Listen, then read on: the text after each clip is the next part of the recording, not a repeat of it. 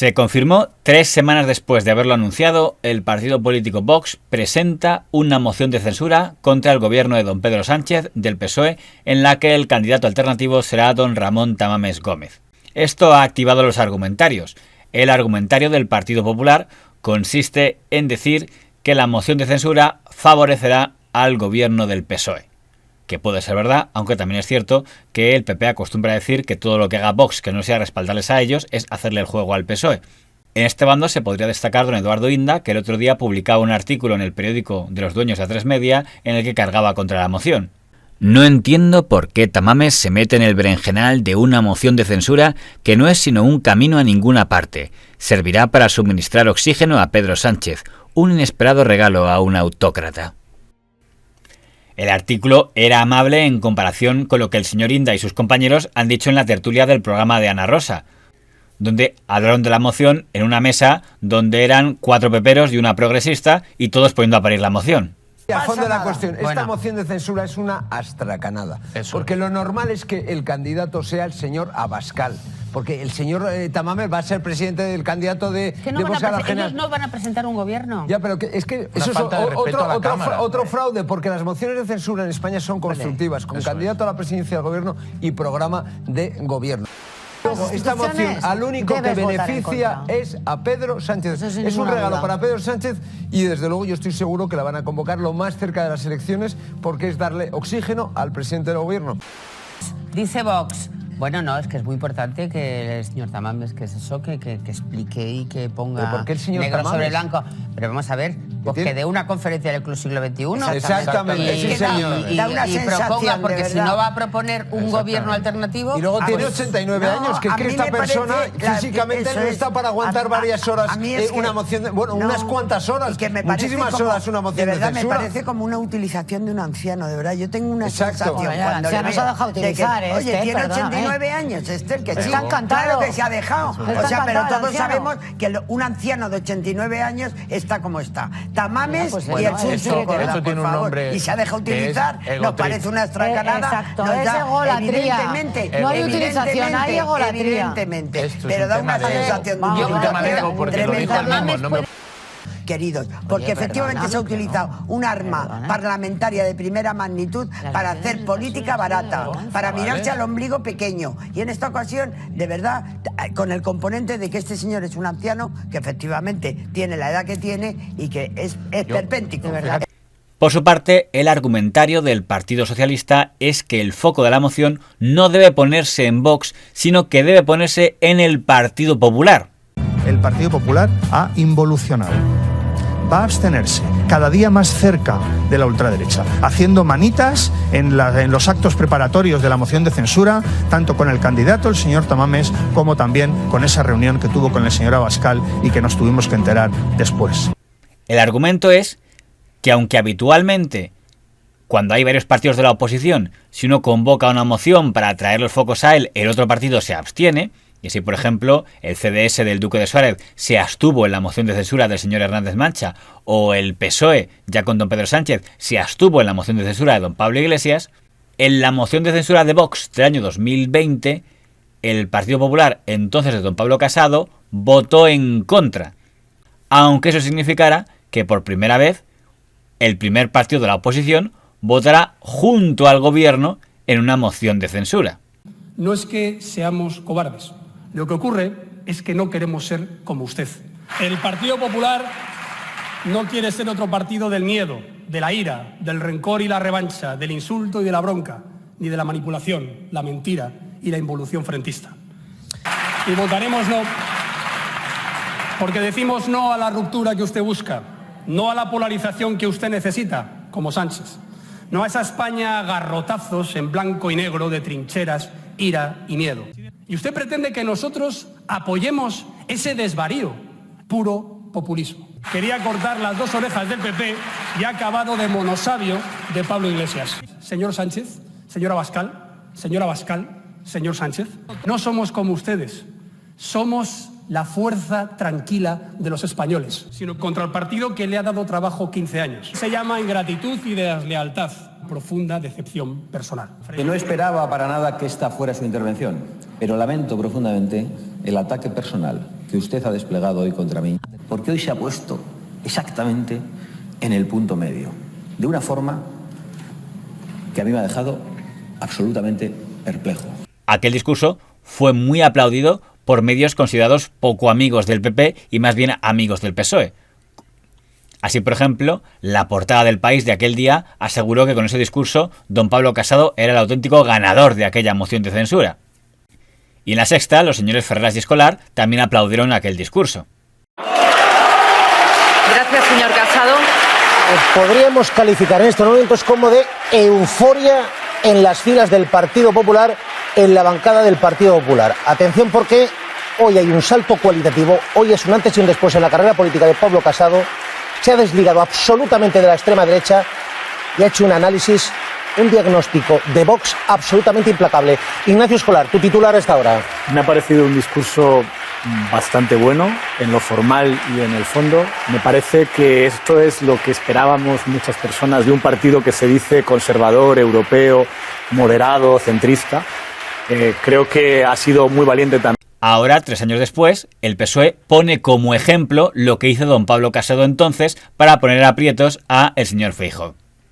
El Partido Popular tira la piedra y esconde la mano. El señor Feijóo se abstiene, que es lo mismo que decir que ellos no se oponen a que haya un gobierno presidido por la ultraderecha. Y esto es inaudito. Al menos el señor Casado tuvo la dignidad de votar no. El señor Casado no ha dicho nada porque está desaparecido en combate, pero sí han hablado algunos de los que entonces estaban muy cerca de él. Así, por ejemplo, en La Sexta estaba como tertuliano el señor Montesinos, que formó parte del equipo de don Pablo Casado, seguramente fue el único fiel hacia él en la ejecutiva, y daba a entender que el Partido Popular no debía abstenerse, sino votar en contra. Yo creo que había que estar hoy atentos a las comparecencias al término de los comités de dirección de ambos partidos para comprobar quién estaba contento y quién no con la moción de censura. El Partido Popular decía perfil bajo, no va a ir Feijóo, esto es un show, esto es un circo, y el Partido Socialista diciendo esto es muy importante, la moción, vamos a darle toda la relevancia, vamos a comparar modelos, y el Partido Popular tiene que pasar de la abstención al no. Mucho más entusiasta se mostraba el señor Lamet. No fue así. La de Podemos, un intento de liderar la oposición, y las dos que han sido esperpénticas han sido las de Vox, porque han sido mociones de censura a su partido aliado, al Partido Popular. ¿Qué es lo que consigue esta moción? Aliado. Bueno, a los que ellos quieren bueno, aliarse. aliado, gobiernan en ¿Qué es lo que Castilla y consigue León? esta moción? Reactivar la lógica de resistencia común del gobierno de coalición. El señor Lamet, periodista del Mundo, al día siguiente de la pasada moción, publicó una portada en la que decía que el señor Casado se había convertido ya en el líder del centro derecha gracias a haber descalificado al señor Abascal. Y sigue sosteniendo que aquel discurso de don Pablo Casado era el mejor discurso de toda su carrera política. Si os habéis fijado, tanto Bolaños como Abascal, a quien han apelado, es Alberto Núñez Feijóo. Cuanto más se escenifique que Feijóo está cerca de Vox, peor para los intereses de Feijóo. Si bien el anuncio de abstención, cuando anunció la abstención, Feijóo se quitó de encima el problema para que no le preguntáramos tanto a los periodistas, ahora vuelve ese foco a él, porque abstenerse ante este esperpento, este sainete de antipolítica que está llevando a cabo Vox, en un momento en el que el PP dice que no quiere los votos de Vox. Fíjate lo que hizo el señor Casado y cómo terminó. El mejor discurso de su vida política. El mejor discurso de su vida política. Recordemos que el señor Lamet incluso llegó a escribir un artículo en el que describía con elogios cómo había preparado el señor Casado aquel discurso asesorado por su esposa. Dice Lamet, el que nos quiso vender la mula ciega, de que había 6 que estaban en el secreto, más la señora de Casado. O sea, yo he visto servilismo abyecto.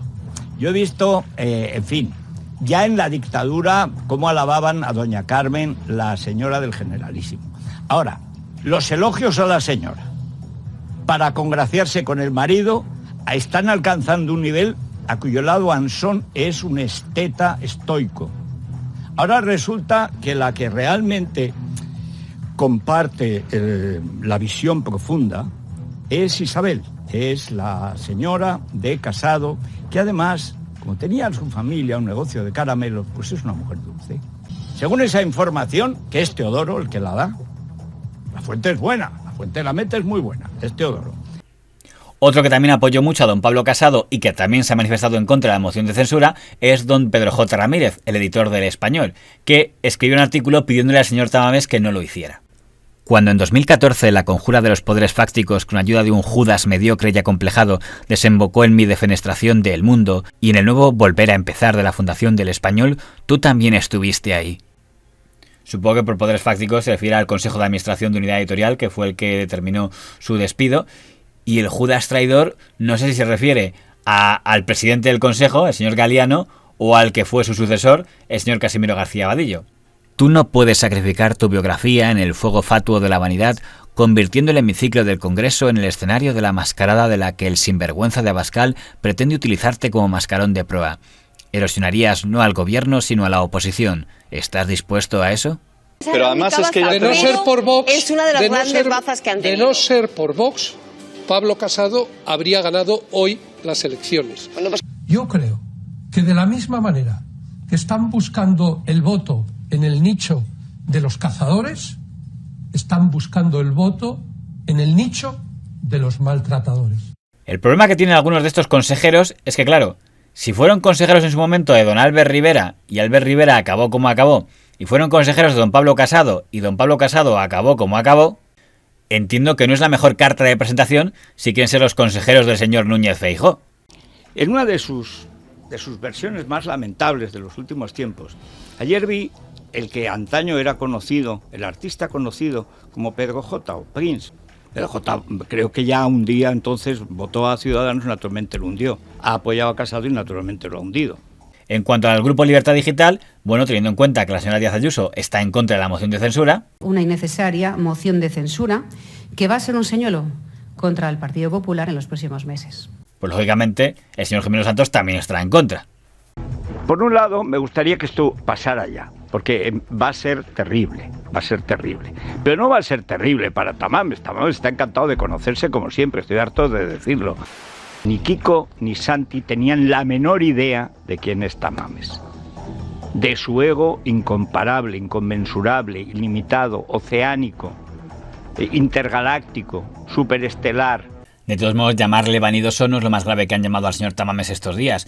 Recordemos que el pasado viernes don Javier Gómez insinuaba que era un golpista porque hablaba del 23F como intento de golpe de Estado en vez de como golpe de Estado. Su primera respuesta ha dicho usted el llamado golpe. Igual ha sido un lapsus y lo puede corregir porque hablando en televisión a veces se dicen cosas así. O a lo mejor no es un lapsus y me gustaría saber... Porque ¿No le pareció un golpe de Estado? No, fue una intentona chapucera. La organización, ya lo he dicho, fue muy mala. Intentaron dar un golpe de Estado. Pero eso es un golpe de Estado, señor Tamames, y es importante llamar a un golpe de Estado un golpe de Estado. ¿Será fallido? Vamos o no? a ver, pero golpe de Estado es cuando se... Perdone un momento, golpe de Estado es cuando se consuma. Y allí no se consumó sino una chapuza de intento de golpe de Estado que fracasó.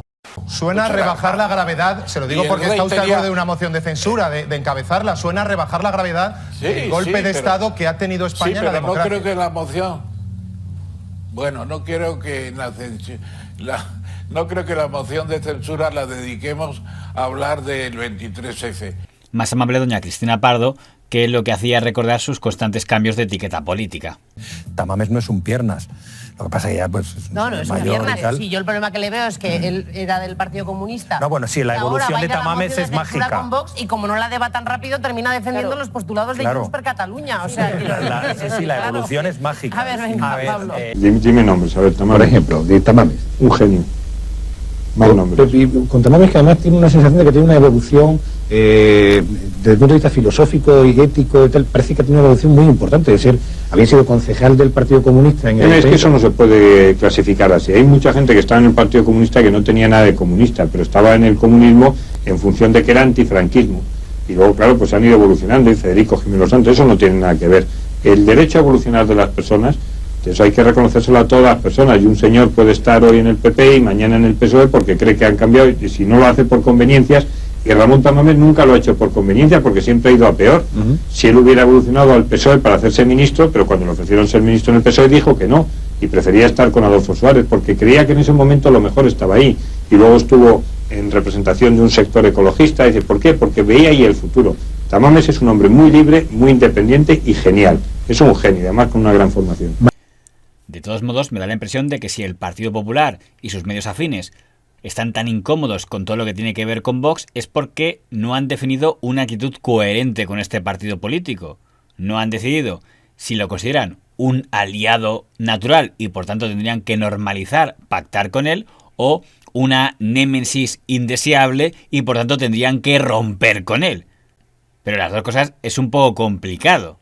Que diga la señora Cuca Gamarra en una entrevista, secretaria general del Partido Popular, que ella se siente más cerca del PSOE que de Vox, pero luego su partido, con quien pacte parlamentariamente, sea con Vox y no con el PSOE, no parece una postura demasiado coherente. Pero sí creo que esa abstención es absolutamente vergonzante. Está claro que está que porque los que creemos en la democracia y en las instituciones, porque los que creemos en la democracia y en las instituciones democráticas creemos que esto es un insulto a las instituciones.